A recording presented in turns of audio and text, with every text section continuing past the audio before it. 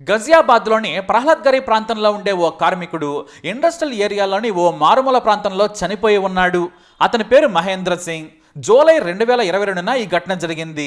పోలీసులు వచ్చారు, పోస్ట్మార్టం చేశారు. కానీ ఎలా చనిపోయాడు అన్నది మాత్రం తెలియలేదు. దీంతో గుండెపోటు అనుకున్నారు. మిస్టరీ మరణంగానే మిగిలిపోయింది. పోలీసులు చాలా మందిని విచారించారు. తమకు అనుమానించదగ్గ విషయమేమీ తెలియలేదు. మహేంద్ర సింగ్ చాలా మంచివాడు, ఎవరితోనూ విభేదాలు లేవని తెలిపారు. కానీ మిస్టరీ కేసు కావడంతో ఉన్నతాధికారుల ఆదేశాల మేరకు విసేరాను భద్రపరిచారు. అంటే కిడ్నీ, గుండె, పెద్ద పేగు, చిన్న పేగులోని కొంత భాగం, ఊపిరితిత్తులను ఓ గ్లాస్ జార్లో భద్రపరిచారు. వాటిని లక్నోలోని ఫారెన్సిక్ సెంటర్ ల్యాబ్కు పంపారు.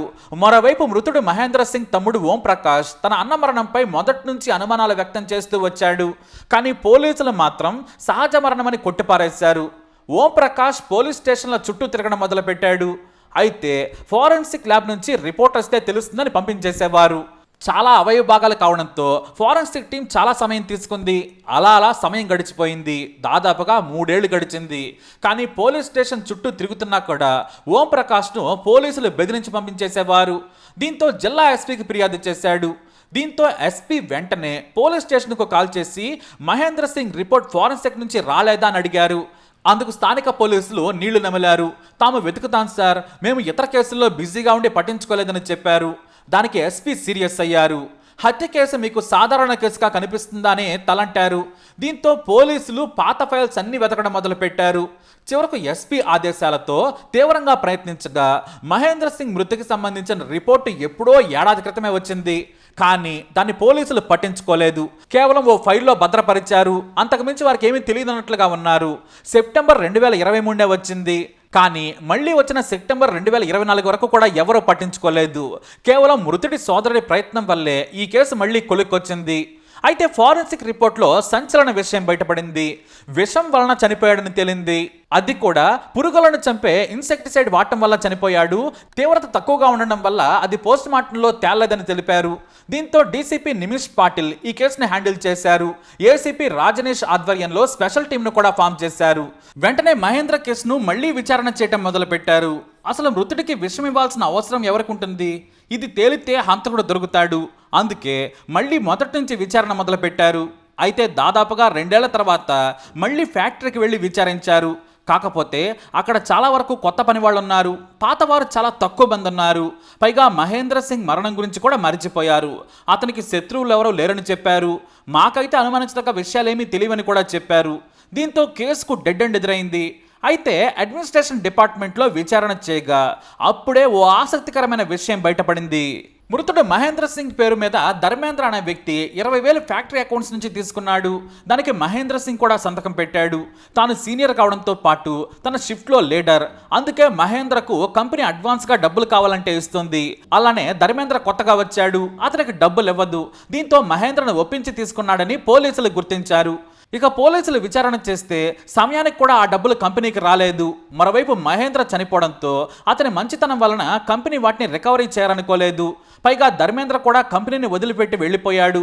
దీంతో పోలీసులు ఈ ధర్మేంద్ర ఎవరా అని కంపెనీ నుంచి అతని ఆధార్, ఫోన్ నెంబర్ని తీసుకున్నారు.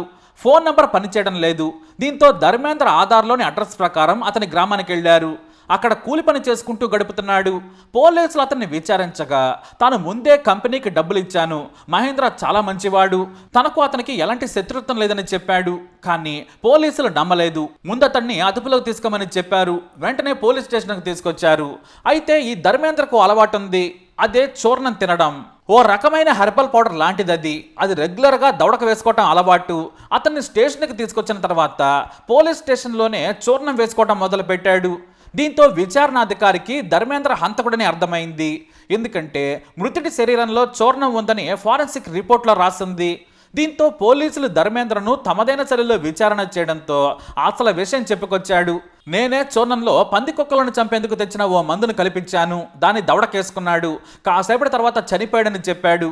ఎందుకు చంపావని పోలీసులు ప్రశ్నించగా డబ్బుల విషయంలో ఒత్తిడి చేశాడు. కంపెనీ యాజమాన్యానికి చెప్పి ఉద్యోగంలో నుంచి తీస్తానని బెదిరించాడు.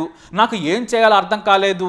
అతన్ని చంపితే డబ్బులు ఇవ్వాల్సిన అవసరం లేదు. పైగా అతని మెడలో గోల్డ్ చైన్ కూడా కొట్టేయచ్చని ప్లాన్ చేశాను. మద్యం పార్టీ ఇస్తానని చెప్పి ఇండస్ట్రియల్ ఏరియాలో ఉన్న నిర్మానుష్య ప్రాంతానికి తీసుకొచ్చాను. అక్కడ అతనికి మద్యం ఎక్కువగా తాగించాను. ఆ మత్తులోనే తను విషం కల్పించిన చూర్ణాన్ని తిన్నాడు. ఆ వెంటనే కాసేపటికే చనిపోయాడు. నేను అక్కడి నుంచి వెళ్ళిపోయాను. మరుసటి రోజుల్లో పోలీసులు నన్ను కూడా విచారణ చేశారు. నాకేమీ తెలియదని పోలీసులకు చెప్పాను. సరిగ్గా 3 నెలల తర్వాత తన మీద హత్య కేసు లేదని వెంటనే అక్కడి నుంచి గ్రామానికి వచ్చేశాను. మళ్ళీ ఎవరికైనా అనుమానం కలిగితే ఇబ్బందని నేను పారిపోయి వచ్చానని చెప్పాడు ధర్మేంద్ర. తనకు తనగా ఈ హత్య గురించి పోలీసులకు చెప్పాడు. దీంతో హంతకుడిని అరెస్టు చేసి జైలుకు తరలించారు. అలా పోలీసులే మర్చిపోయిన హత్య కేసును మృతుడి సోదరుడి ఒత్తిడి వలన బయటపడింది. అయితే పోలీసు ఉన్నతాధికారులు స్టేషన్లో పనిచేస్తున్న ఇంతకుముందు పనిచేసిన వారందరికీ కూడా నోటీసులు జారీ చేశారు. హత్య కేసులో ఫోరెన్సిక్ రిపోర్టు వచ్చి ఏడాది గడిచినా కూడా ఎందుకు నిర్లక్ష్యంగా వదిలేశారు?